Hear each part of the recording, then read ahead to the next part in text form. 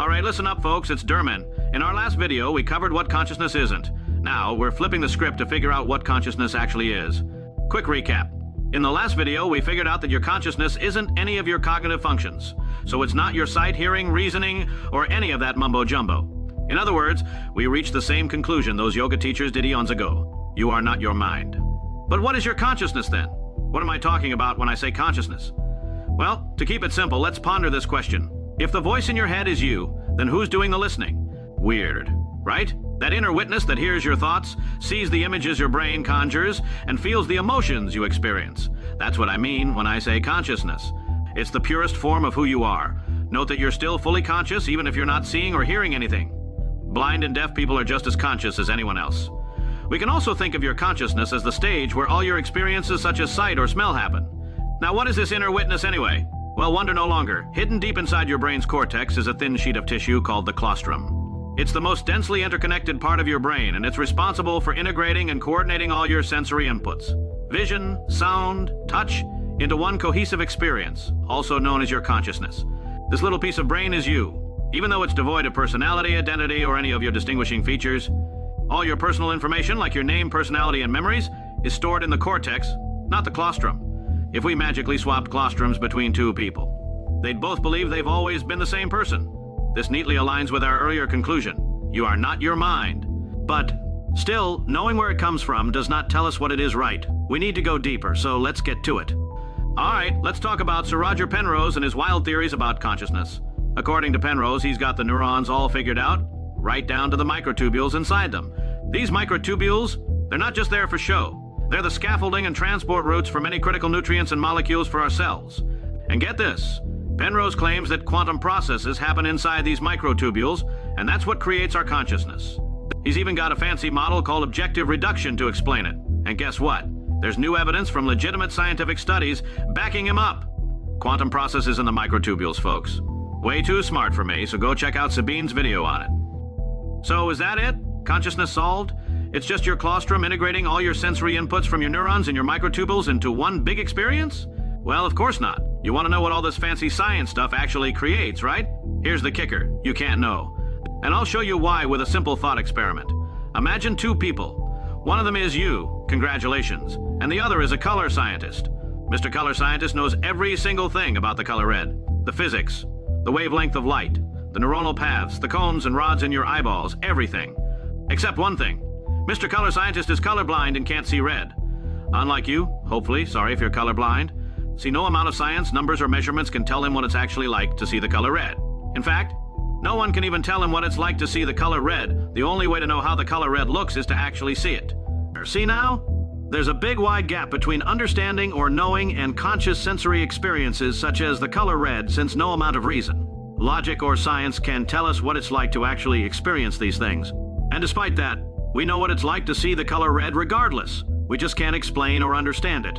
And the same goes for consciousness itself, especially because it acts as the base for all other conscious experiences, like we said before. So consciousness is just like the color red in the sense that we can only experience it, but never understand it. Now, why can't we understand or explain what it's like to be conscious or to see the color red? Well, that's a big unknown right there. It even has a name, the hard problem of consciousness, and it's an unsolved and probably unsolvable problem. From here on, everything I say is just speculation on my part, so don't take it too seriously.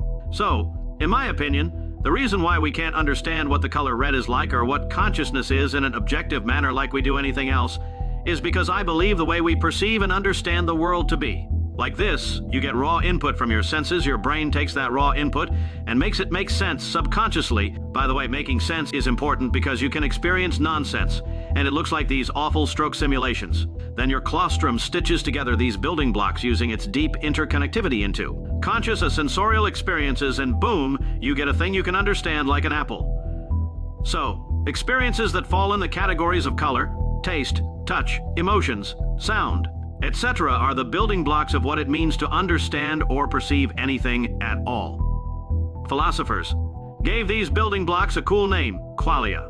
In the case of the color red, the qualia does not occur in the light bouncing off the object or even your eyeballs.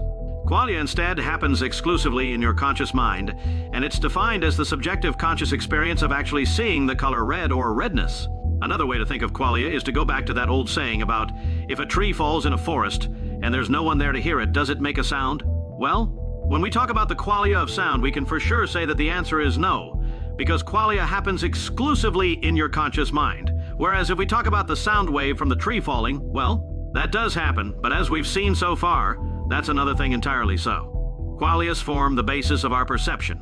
They are the primary tools our consciousness uses to perceive and understand the world, and they can only exist in the closed-off bubble that is your consciousness if these experiences are foundational. Then trying to explain them is like trying to explain the building blocks of our understanding using those same blocks, which is meaningless.